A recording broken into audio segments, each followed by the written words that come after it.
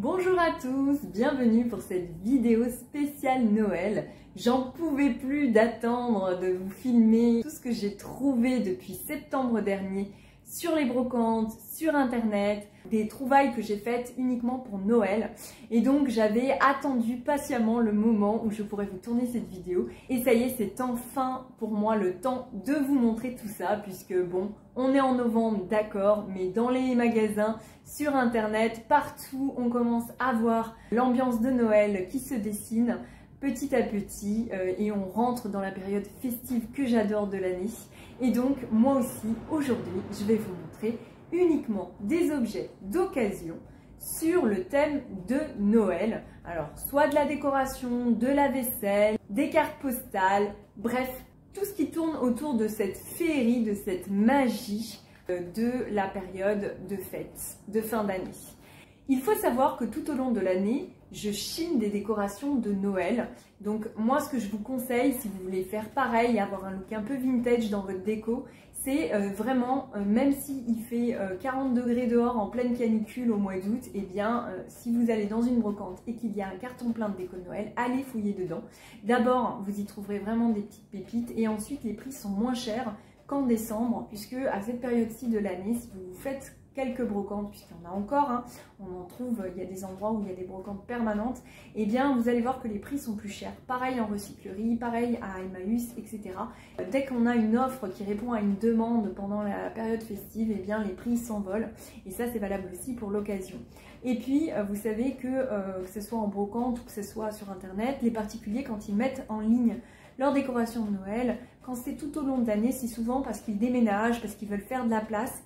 Et donc on trouve vraiment des belles pépites, alors qu'au moment de Noël, c'est plutôt des particuliers qui ont fait leur déco et qui mettent en vente un peu ce qu'ils aiment pas, ce qui est moche, ce qui est vieux, abîmé. Et donc on ne trouve pas les mêmes choses, en tout cas selon moi. Sans plus attendre, on va démarrer par mes trouvailles. Ce sont des caclons. Donc initialement, ce sont des petites poêles en fait hein, pour faire la fondue. Donc là, on a une version individuelle. Et ce qui est sympa sur ces caclons, c'est que vous avez deux motifs différents de houx. Donc vous voyez que sur la face avant, qui est celle-ci, on a un joli motif de houx avec des pommes de pin. Et sur la face arrière, on a un motif plus fin avec uniquement des branches de houx. Donc voilà, j'ai craqué dessus. À la base, ça vient du Portugal. Alors, je n'ai pas chiné au Portugal, je précise, hein, puisque je vous ai fait une vidéo sur le Portugal. J'y suis partie en vacances cet été, mais ça, je l'ai trouvé en brocante. Je n'arrive pas à identifier la marque. Il y a un S couché à côté de la mention Portugal. Donc, si quelqu'un connaît, n'hésitez pas à me le dire. Elles sont un petit peu craquelées à l'intérieur. Je pense que ça se voit légèrement. Mais franchement, rien de bien méchant. Surtout que je ne vais pas m'en servir pour cuisiner. Moi, je vais vraiment m'en servir en décoration parce que je trouve qu'elles sont très très mignonne.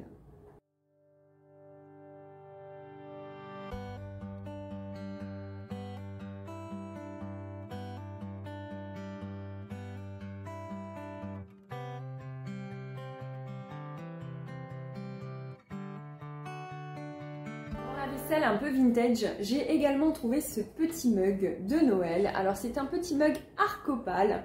Vous connaissez ma passion pour cette vaisselle et ce que j'ai adoré, c'est tous les petits détails qu'on peut voir dessus, puisque vous voyez, ce sont des petites maisons décorées sous la neige avec des sapins devant. Enfin vraiment, on est à fond dans l'ambiance, dans l'esprit de Noël et il est en super état. Donc celui-là, je l'ai trouvé sur Vinted par contre. Et déjà l'année dernière, je le cherchais, j'avais pas trouvé. On le trouve pas assez facilement et puis les prix sont pas très chers, c'est juste tomber dessus quoi. En moyenne, vous allez le trouver autour de 5 €.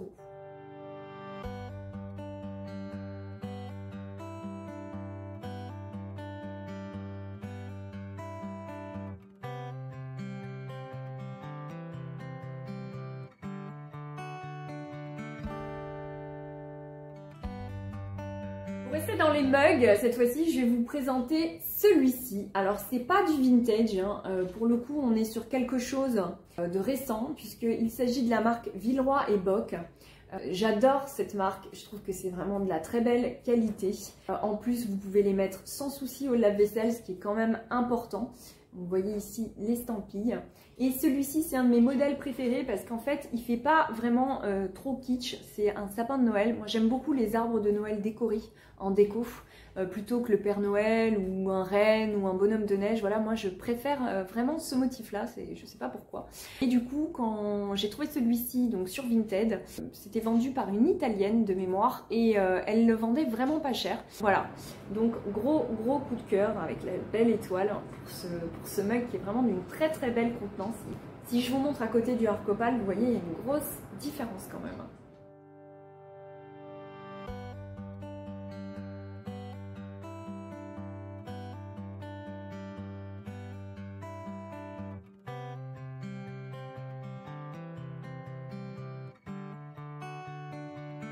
On va rester dans le Villeroy et Boch, il ne s'agit pas d'un mug. Cette fois-ci, c'est uniquement une décoration. Donc j'essaye de vous la montrer au plus près. Voilà, j'ai craqué littéralement dessus. Elle est vraiment gourmande cette décoration. Je ne sais pas ce que vous en pensez, mais elle me donne faim. J'ai envie de manger des biscuits de Noël avec un chocolat chaud. Donc voilà, c'est le cas, hein, c'est ce que ça représente. Ce sont des biscuits de Noël, un sapin, là il y a du hou, là il y a une étoile. Et tout ça dans un joli traîneau. Regardez-moi ce travail. Et en fait, il s'agit d'une petite boîte. Voilà, d'ailleurs, elle a encore les protections puisque je l'ai reçue récemment et je n'avais pas remarqué qu'elles étaient encore dedans. Donc voilà, on va les enlever. Vous voyez qu'elle est en parfait état. Elle se clipse bien et puis le dos est superbement bien décoré. C'est vraiment le sens du détail hein, chez Villeroy et Boch. C'est ce qui fait quand même que c'est de la vaisselle d'exception et son prix aussi. Et donc vous avez en dessous la marque qui est estampillée, voilà. Donc ça, ce ne sont pas les modèles vintage pour le coup, hein. Elles ont déjà quelques années, mais c'est vraiment récent. En revanche, voilà, c'est une belle marque. Il est difficile de se procurer au prix fort d'achat. Si vous allez sur le site internet, vous verrez que c'est quand même assez cher l'unité. Sur internet, sur les sites d'occasion, vous trouvez des très belles offres. Vous pouvez aussi les trouver en brocante quand vous avez de la chance, mais moi, je tombe moins facilement dessus. C'est vraiment plus sur internet que je vais trouver ce genre d'objet et en bonne affaire. Voilà, donc gros coup de cœur pour cette petite boîte de Noël.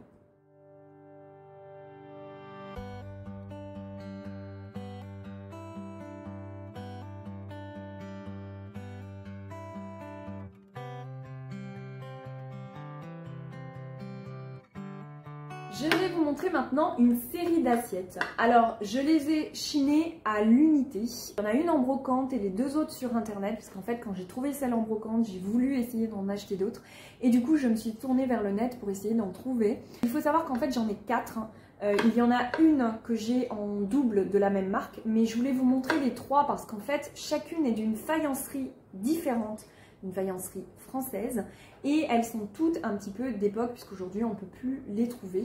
Je vais commencer par la plus vieille qui est la plus jaunie de toutes et qui est la seule assiette plate d'ailleurs du lot puisque les autres sont des assiettes creuses. Je pense que ça se voit bien là quand je vous les montre. Voilà, et vous voyez bien aussi qu'au niveau de la couleur et aussi de la taille, celle-ci dénote un peu et c'est normal parce que je pense que c'est la plus vieille. Alors je vais vous expliquer pourquoi. Alors d'abord on est en présence de ce qu'on appelle le motif OU, donc au dos de l'assiette, vous voyez écrit OU dessus et c'est le cas pour pratiquement toutes les marques il me semble. Et puis c'est un motif vraiment un best-seller de l'époque qui a été copié un peu par toutes les faïenceries de grands noms français. C'est un modèle au pochoir hein, et vous voyez qu'il est vraiment très fin, très joli. C'est exactement ce que j'aime pour Noël, c'est-à-dire que c'est pas trop kitsch. Ça suggère le côté festif sans en faire trop et moi j'aime beaucoup ça, sachant qu'en plus j'aime beaucoup manger dans des assiettes blanches. J'aime pas quand elles sont trop surchargées et là c'est vraiment le modèle parfait, c'est un gros coup de cœur. Alors je le connais depuis un certain temps, hein, c'est juste que les prix sont assez chers sur le net. En moyenne, pour une assiette comme ça, vous comptez 10 à 20 € en fonction de l'état. Si vous la trouvez moins chère et qu'elle est en bon état, bah foncez, c'est une très bonne affaire. En brocante, vous pouvez les trouver moins chères, mais quand même, les gens savent que c'est un modèle assez rare et assez recherché. Donc même en brocante, quand même, vous avez un certain prix. On est en présence d'un modèle que je pense être de 1920. Donc je vais vous expliquer pourquoi. Parce que au dos, bien que la signature ne soit pas extrêmement lisible, surtout à la caméra, il y a écrit HBM.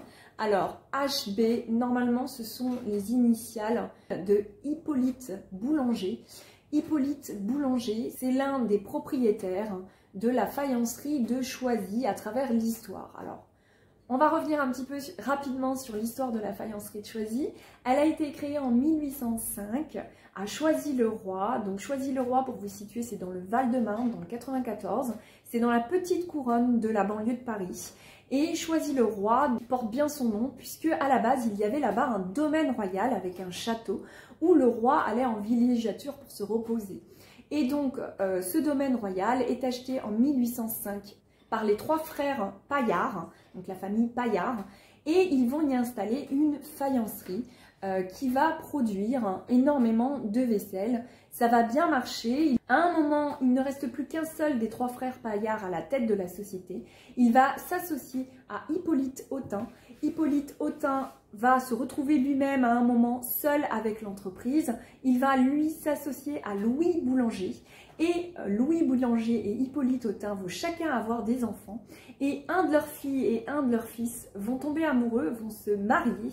Et de leur mariage, il va naître Hippolyte Boulanger. Hippolyte Boulanger qui va faire prospérer l'entreprise et qui en 1920 va acheter Creil et Montereau, une autre faïencerie française très connue de l'époque. Ils vont donc s'associer et à partir de là, il va y avoir la marque HBCM. Et au tout début, les tampons sont encore balbutiants. Et on est ici, je pense, en présence d'un premier tampon de Hippolyte Boulanger et le M pour Montereau, voilà, qui correspondrait à peu près aux années 20. Il faut savoir que la faïencerie de Choisy-le-Roi va fermer suite aux grèves de 1936 et qu'aujourd'hui, il n'en reste plus grand-chose à Choisy-le-Roi de visible. Vous voyez encore autour de la mairie des tourettes de château, mais il n'y a plus rien. Tout a été détruit dans les années 50 pour construire une grande dalle commerciale qui, elle, existe toujours aujourd'hui à Choisy-le-Roi. C'est bien dommage. Par contre, il y a encore certains bâtiments boulangers qui avaient notamment ouvert rue de Paradis à Paris une boutique vitrine de la marque. Et donc, vous pouvez encore trouver un très bel immeuble boulanger rue Paradis à Paris. La famille Boulanger possédait quand même un tiers de la commune de Choisy-le-Roi. C'est vous dire sa puissance. C'était tout pour la petite histoire un peu longue de la faïencerie Boulanger, mais c'est quand même important de vous en parler parce que c'est vraiment une vaisselle très recherchée et notamment on retrouve beaucoup de belles pièces du 19e siècle encore sur le marché, donc si vous êtes amateur de belles vaisselles, vraiment ça vaut le coup d'aller chercher des pièces de Choisy-le-Roi. Moi j'étais super contente de tomber sur celle-ci, donc c'est celle que j'ai trouvée en brocante. Et de là, évidemment, une fois que j'en avais une en main, eh bien, j'avais envie d'en acheter d'autres, d'en avoir au moins 4, puisqu'on est 4 à la maison. Et puis par la suite, j'espère en trouver plus de façon à pouvoir faire une belle table de Noël quand j'aurai des invités avec cette vaisselle-là. Donc l'autre modèle que j'ai trouvé ensuite sur internet, c'est celui-ci. Donc c'est un modèle qui a des dessins plus larges que celle de Boulanger, hein, si vous regardez. Et vous voyez aussi que c'est un modèle creux. Celle-ci est estampillée Lunéville, le modèle s'appelle toujours OU, hein, vraiment, pour le coup normalement vous le retrouvez toujours avec ce nom-là. Et donc c'est signé KG Lunéville France. Celle-ci à mon avis est plus entre les années 20 et 50. Je ne pourrais pas vous dater exactement, mais elle est probablement postérieure à celle que vous avez vue. Et la dernière, évidemment encore le même décor, hein, celle-ci est estampillée Sarreguemines et Digoin. Avec toujours le nom du modèle ou hein, identique aux autres. Celle-ci pour le coup est aussi une assiette creuse et celle-ci j'en ai 2 en fait. Voilà, c'est celle que j'ai chinée par 2 pièces. Celle-ci sur Vinted de mémoire. Et voilà, j'ai été super contente de réussir à trouver 4 assiettes du coup. Avec en plus 3 marques différentes, donc ça c'est super chouette et j'espère en trouver d'autres.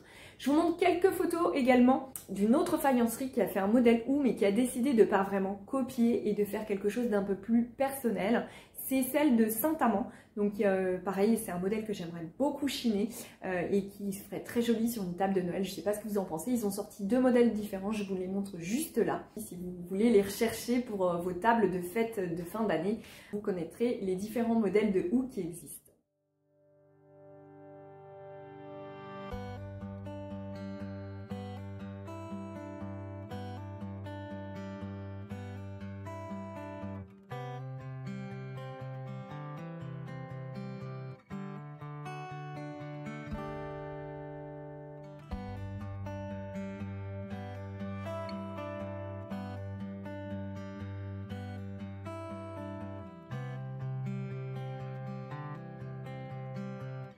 Bien entendu, il y en a d'autres encore qui existent et que je ne vous ai pas répertoriés, mais ceux-là, c'est un peu ceux que je recherche moi personnellement et que j'avais envie de vous montrer. Ensuite, toujours dans la vaisselle, je vous montre cette fois-ci une assiette à dessert. Alors celle-ci est beaucoup moins vintage. On est toujours sur du hou, là il y a un beau nœud rouge, voilà, c'est un modèle assez simple, donc j'aime bien. Et celle-là date de 1990, c'est écrit au dos, alors c'est beaucoup moins prestigieux, hein. Il y a écrit Geneviève Laitue, et donc Noël 90 quand même c'est sympa. Je l'ai trouvé sur Vinted et j'en ai une dizaine, puisque la personne vendait tout un lot. Et j'étais super contente puisque je reçois cette année, à Noël, c'est moi qui reçois ma famille, et donc pour le coup, je vais pouvoir mettre mes assiettes à dessert que j'ai rechinées. Je suis sûre que ça va faire une très belle table.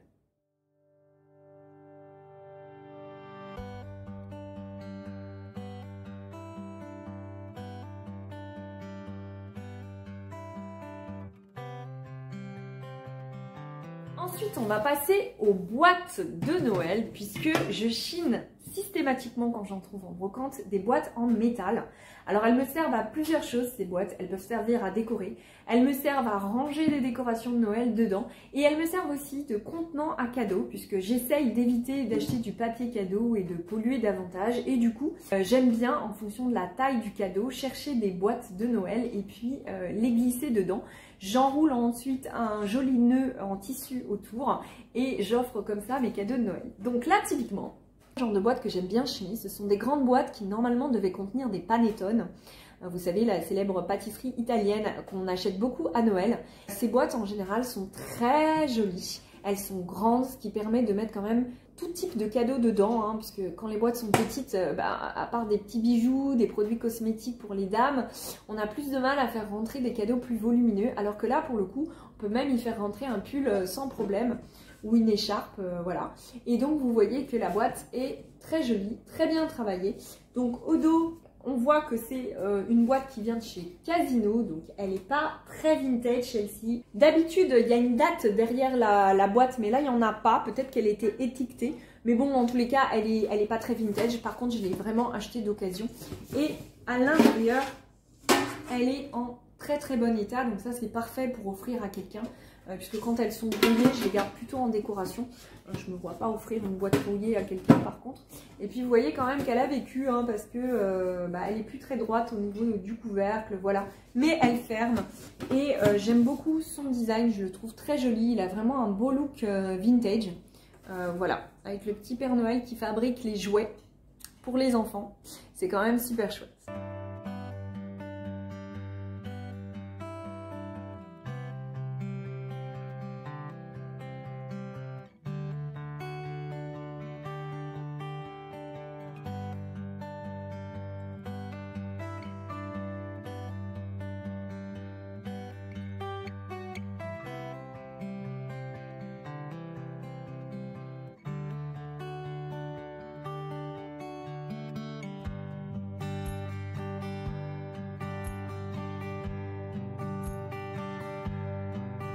La deuxième boîte est beaucoup plus petite.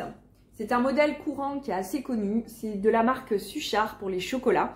Et j'aime beaucoup cette image qui, je crois, reprend une ancienne carte postale de Noël où on voit un vieux sapin avec des enfants habillés en tenue fin 19e, début 20e. Hein. C'est typiquement l'époque victorienne un peu. Hein. C'est une époque que j'aime beaucoup.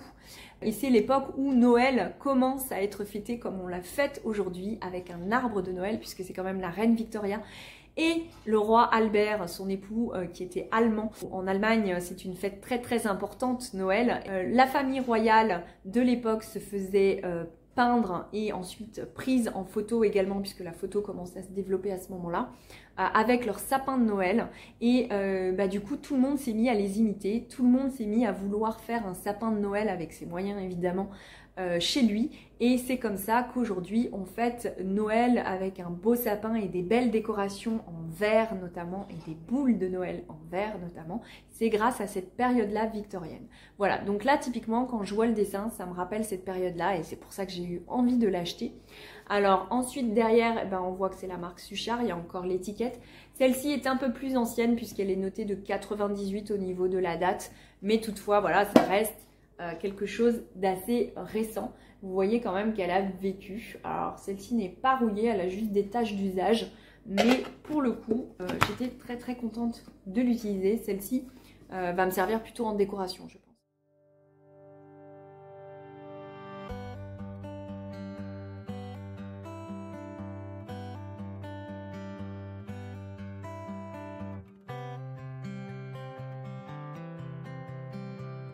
Maintenant, on passe à proprement parler aux décorations qu'on met sur l'arbre de Noël. J'ai d'abord chiné ces deux minuscules Père Noël. Alors, c'était deux petites mamies qui avaient loué un stand ensemble et l'une d'elles vendait ses décos de Noël. Il n'y avait plus grand chose, j'étais arrivée assez tard à cette brocante-là.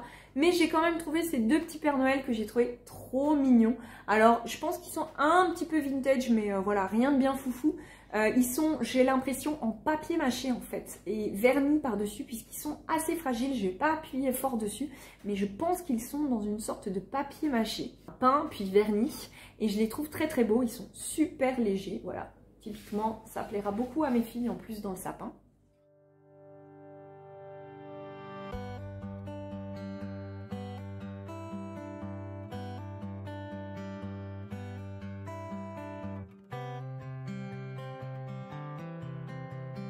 Maintenant, on va passer aux choses sérieuses au niveau des décorations de Noël, puisque je vais vous montrer un lot que j'ai chiné sur Vinted de boules de Noël vraiment anciennes, vintage, comme je les aime.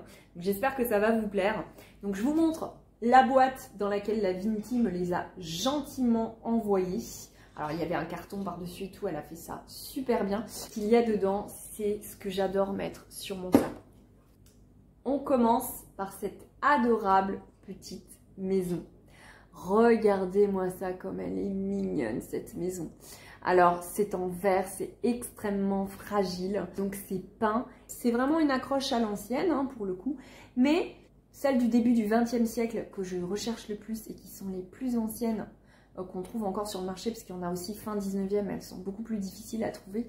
Le crochet ici est tout noir et la peinture est vraiment écaillées en partie, mais elles ont énormément de charme. Donc celle-ci est plus récente, mais elle reste vraiment vintage et très très jolie. Ensuite, on a cette très très jolie boule qui est un peu dorée champagne, je dirais. Alors au milieu, ça ne se voit pas super bien, je vais jouer avec la lumière. C'est une bougie qui est dessinée et ici vous avez des plumes. Voilà, elle est super belle. Donc pareil, vintage, vous voyez, quand vous achetez du vintage là-dessus, il faut s'assurer que ça tient ça, parce que souvent c'est malmené. Mais à partir du moment où ça tient, n'y touchez pas, incorporez votre accroche, mettez-le au sapin et c'est tout. N'essayez pas de mieux l'attacher, parce que vous risquez de casser le verre en dessous, c'est vraiment très très fragile. Donc laissez-les comme ça. Voilà, c'est parfait. Si ça ne tient plus, malheureusement, là, essayez de bidouiller si vous y arrivez, mais évitez de la casser, ce serait vraiment, vraiment dommage. Pour ces jolies boules qu'on a de plus en plus de mal à trouver, malheureusement. Un autre modèle, champignon, qui est vraiment super joli. Alors, regardez comme on voit que ça a été fait main. Le champignon est de travers, en fait. Hein. Si vous regardez la base, si on devait l'accrocher, la base est de travers, en fait, par rapport au petit capuchon du champignon. Il est super super mignon. Je sais pas ce que vous en pensez, mais moi je trouve ça émouvant. Je pense que la dame qui m'avait dit que ces décorations-là appartenaient à sa grand-mère a peut-être voulu les réutiliser et a peint le crochet, parce que vous voyez que le crochet est en blanc là. Mais en dessous, on distingue qu'il est noir et un peu rouillé. Donc je pense qu'elle a voulu les peindre. Bon, c'est un peu dommage quand on est comme moi, quelqu'un qui les aime dans leur jus. Mais franchement, quand je vois ça, je regrette pas du tout de les avoir achetés, hein, c'est pas la question. Mais pour reconnaître des vieilles boules, voilà, il y a ça, il y a le fait que elles sont pas parfaites généralement, elles n'ont pas, même les boules rondes ne sont pas complètement bien sphériques. Il y a un crochet en haut qui est souvent noir, voire rouillé en haut, et puis que ça bouge comme ça. Voilà, on voit bien que c'est fragile, que c'est ancien, que ça a vécu. Là, on est typiquement sur quelque chose qui a été fait entre 1900 et 1950 maximum. Une autre petite boule, donc on aimait les couleurs à l'époque. Hein. Vous n'allez pas trouver que les couleurs de Noël traditionnelles comme le rouge, le doré, le vert ou le blanc.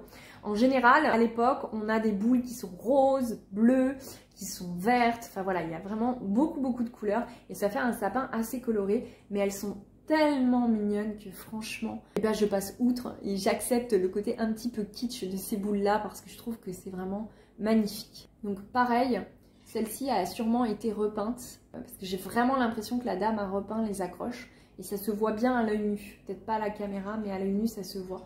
Et puis vous voyez cette finition comme ça, toute fine qui monte en haut. Ça, c'est typiquement soufflé et fait à la main. Quand c'est industriel, il n'y a pas cet effet cône qu'on a quand le souffleur de verre tire sur le verre. C'est aussi un autre moyen de les reconnaître. Il y a celle-ci aussi qui représente, je pense, un lampion. Donc je pense qu'on est en présence d'un lampion de Noël. Celle-ci est vraiment, je pense aussi, ancienne. Vous voyez, l'accroche est noire. En revanche, j'ai l'impression qu'on a ajouté ce petit crochet par-dessus qui, lui, a l'air plutôt moderne. Probablement parce qu'elle avait perdu son crochet et que la personne a essayé de la restaurer un petit peu pour qu'elle soit moins fragile. Alors ça va, elle s'y est bien pris. Mais faites attention, comme je vous le dis, si vous essayez de serrer là pour mettre un crochet ou pour attacher mieux un crochet déjà existant, vous risquez de casser le verre en dessous, hein, puisque c'est vraiment très très fragile. Mais sinon, ça a été plutôt réussi. J'adore cette petite forme de lampion. Franchement, ça aujourd'hui, on n'en trouve plus aujourd'hui. Hein.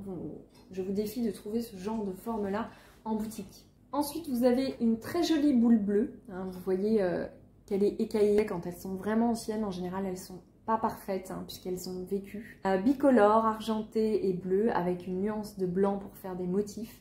Elle est vraiment très très belle. Là aussi, vous avez le crochet qui est ancien, qui a une couleur marron, un peu rouille.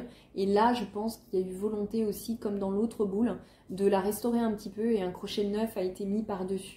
Une autre belle boule, cette fois-ci argentée, avec de la peinture dorée dessus. Donc, vous voyez là, on a le vrai crochet ancien. Ça se voit bien, hein, si je vous montre l'un et l'autre. Vous voyez bien que celui-ci est un crochet moderne qui a été rajouté, mais pas le haut.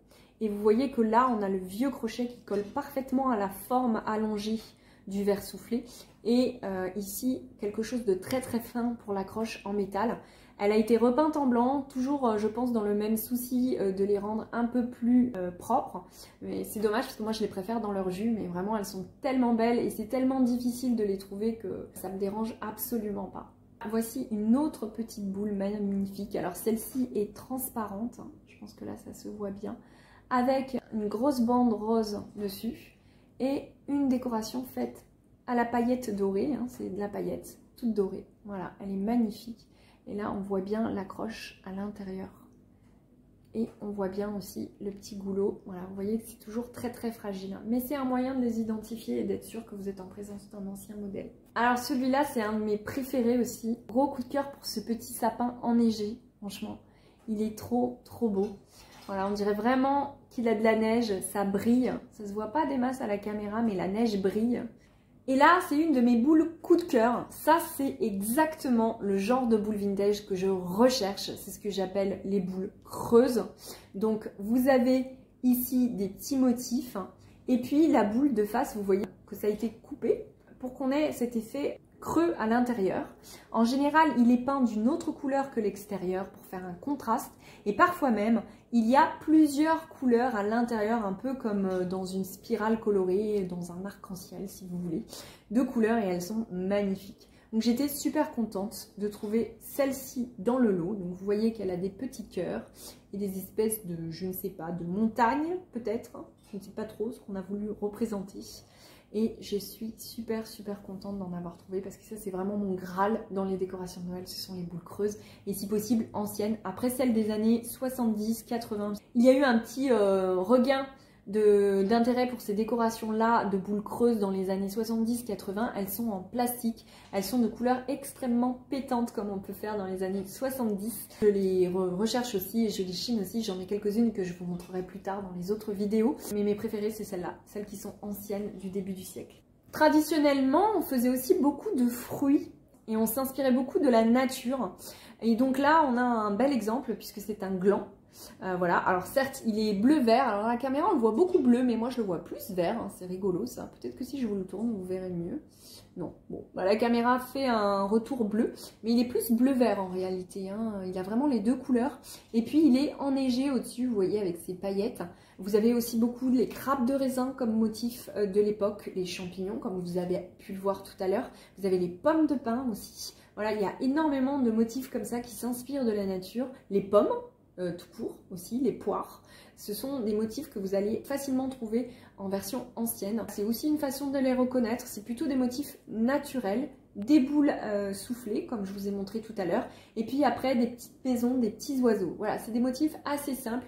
On ne va pas retrouver ce qu'on trouve aujourd'hui.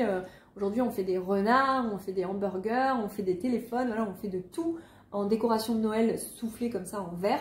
À l'époque, voilà, c'est vraiment des motifs délicats de la nature, on s'inspire de l'environnement qu'il y a autour des artisans. Et la petite dernière pour la route, eh bien, c'est encore un lampion de Noël. Cette fois-ci, vous voyez qu'il est beaucoup plus bariolé que le rouge que je vous ai montré tout à l'heure. Je le trouve super, super joli aussi, très très beau à mettre en décoration. Avec toutes ces couleurs, ça va bien se refléter avec les lumières sur l'arbre, ça va être magnifique.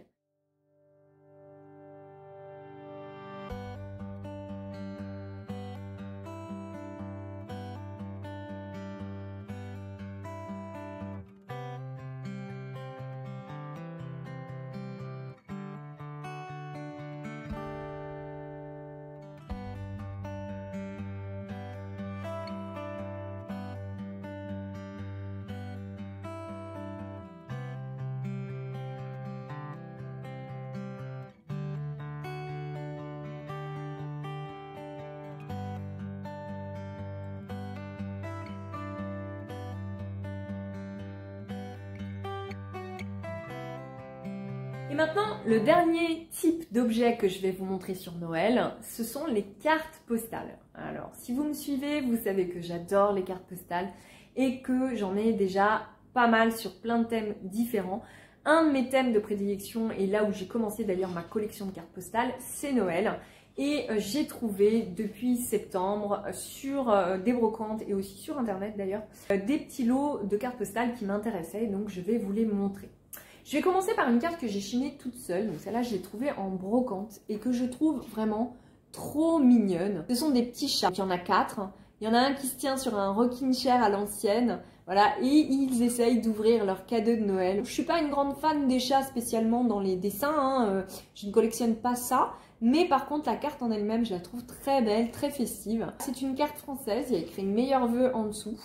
Et derrière, elle est manuscrite et elle date de 1967. On le voit bien ici. J'ai pas pu faire autrement, j'ai craqué dessus. Ensuite, j'ai acheté un lot sur internet, celui-ci, de cartes américaines.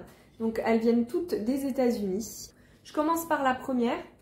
Celle-ci, où on voit des enfants qui sont couchés et qui ont mis leurs petits souliers en attendant le Père Noël et qui sont en train de faire leur lecture du soir avant d'aller se coucher, probablement le soir du 24 décembre. Vous voyez à l'intérieur qu'elle est aussi manuscrite et il y a cette fois-ci le dessin d'une famille qui, avec une phrase type, comme ça se fait beaucoup aux États-Unis, qui souhaitent leurs vœux pour les fêtes de fin d'année. Et celle-ci date de 1961, donc derrière elle est blanche uniquement. Ensuite vous avez celle-là, j'ai craqué dessus, vous imaginez bien, à cause des belles décorations vintage qu'on voit dessinées dessus, et le ou, vous avez bien compris que ce sont des motifs que j'aime beaucoup vu ce que je vous ai présenté aujourd'hui. Et du coup c'est une carte aussi qui vient des États-Unis, il y a écrit Merry Christmas. Et vous voyez la phrase type qui permet en général de bien les reconnaître. Et puis celle-ci n'a pas de date, mais je pense que vu que c'était un lot, ça doit dater de la même période et c'est adressé à la même personne d'ailleurs. Et en la dernière, qui m'a fait craquer dans le lot, c'est cette carte-là. Alors en général, je n'aime pas les cartes de Noël avec une photo, je préfère quand c'est dessiné. Mais celle-là, vous l'avez compris aussi, c'est l'arbre de Noël qui m'a tapé dans l'œil. Cet arbre de Noël a des vieilles décorations comme j'aime dessus. Mon sapin ressemble un petit peu à ça, alors pas à 100%, mais c'est un peu ce style quand même. Vous voyez qu'on a une pièce décorée typiquement dans le jus vintage de l'époque. C'est super beau, j'aime beaucoup, je suis très nostalgique de ces belles photos. Et donc c'est pour ça que j'étais très contente de trouver cette carte postale dans le lot. Celle-ci date de 1986, alors vous le voyez ici, c'est manuscrit à la main, ça se voit pas très bien, mais la personne a daté dans son courrier la lettre. Et donc ça c'est super génial, ça permet de les identifier. Ensuite, un lot de cartes postales que j'ai également trouvé sur Vinted. Alors là, il n'y avait pas que des cartes postales de Noël, il y en avait d'autres qui ne m'intéressaient pas du tout, de voyage notamment. Donc je les ai mis de côté et je pense que je vais les donner à quelqu'un qui aime bien les cartes de voyage un peu anciennes. Celles-là viennent de Grande-Bretagne, ce sont des cartes postales de Grande-Bretagne. Et je ne vous montre que le lot concernant Noël, puisque les autres cartes, comme je vous l'ai dit, elles ne m'intéressent pas. ça ne correspond pas au thème que j'ai envie de vous montrer aujourd'hui en plus. On a ici cette première carte qui s'ouvre comme ça, voilà. Dessus, il y a des vœux pré-inscrits, hein, comme on fait beaucoup dans les cartes anglo-saxonnes. Derrière, on voit que c'est écrit Print in England, et puis il y a un petit mot, mais il n'y a pas de date. Là, vous avez aussi cette jolie carte avec un cadeau et des bougies qui s'ouvrent, et vous tombez sur un beau paysage enneigé. Voilà, ici, vous avez aussi les vœux qui sont préécrits. Et derrière, uniquement la signature. Il n'y a pas de date aussi.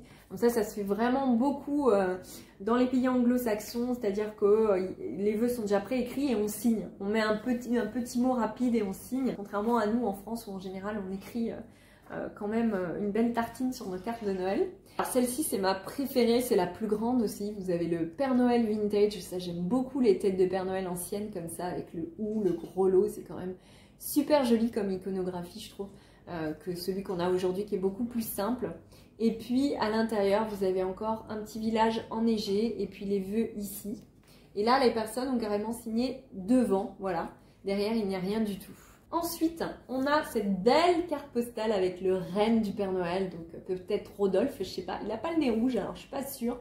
Mais vraiment elle est très très belle cette carte. Donc il y a écrit Christmas Greetings ici et vous avez le beau traîneau. Elle s'ouvre là où il y a du doré. Et on voit qu'en dessous, en fait, c'est une feuille dorée. Et puis, quand on l'ouvre complètement, on tombe sur la formule qu'on voyait au départ et des petits « ou ». Et puis, on voit qu'elle est manuscrite également. Il n'y a pas de date dessus non plus, donc je ne sais pas de quand elle date. Ensuite, il y avait cette carte-ci, donc pareil, un Père Noël avec un visage bien vintage comme j'aime, sur son traîneau au milieu de la neige. Voilà, elle est très très belle, elle est un peu différente de ce qu'on trouve aujourd'hui sur le Père Noël, puisque vous voyez que c'est un fond gris, c'est quand même assez rare sur les cartes postales de Noël, du gris.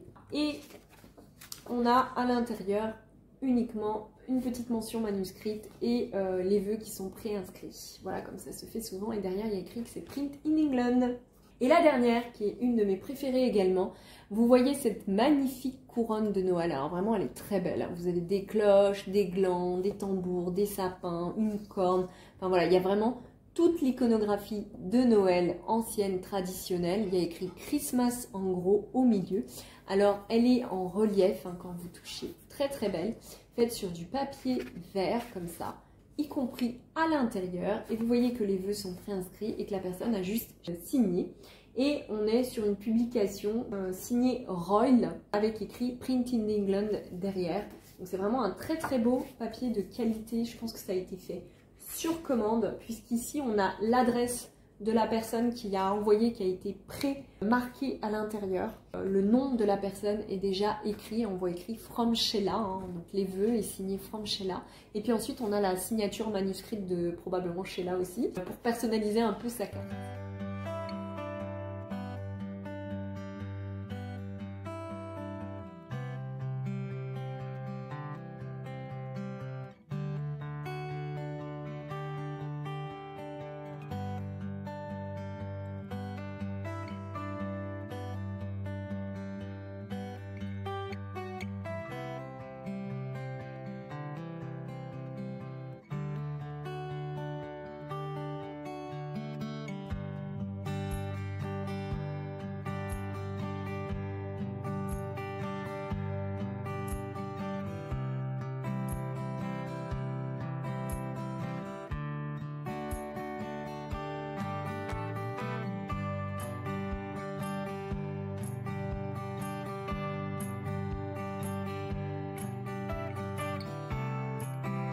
Voilà, c'était tout. Tout ce que j'ai trouvé là depuis septembre pour Noël. Bien évidemment, je vais vous faire d'autres vidéos avec ma décoration que j'ai chinée, puisque je vous ai dit, j'en ai encore d'autres dans mon garage qui sont soit de l'année dernière, soit que j'ai trouvé dans l'année avant. De Noël dernier jusqu'à septembre, j'ai aussi chiné des choses que j'ai stockées. J'ai hâte aussi de vous montrer mon sapin avec toutes ces belles décorations vintage dessus et de vous montrer de manière générale toute ma décoration dans la maison. C'était ma première vidéo sur la chaîne qui traite de Noël. J'espère que ça vous donnera envie d'en voir d'autres. Donc jusqu'à décembre, je vais vous accompagner dans cette période festive avec des vidéos dédiées à Noël. Alors peut-être pas que ça, je sais pas encore, mais en tout cas il va y en avoir certainement pas mal qui vont être dédiés au sujet et toujours avec des notes de vintage dedans d'une manière ou d'une autre, puisque vous me connaissez si vous me suivez.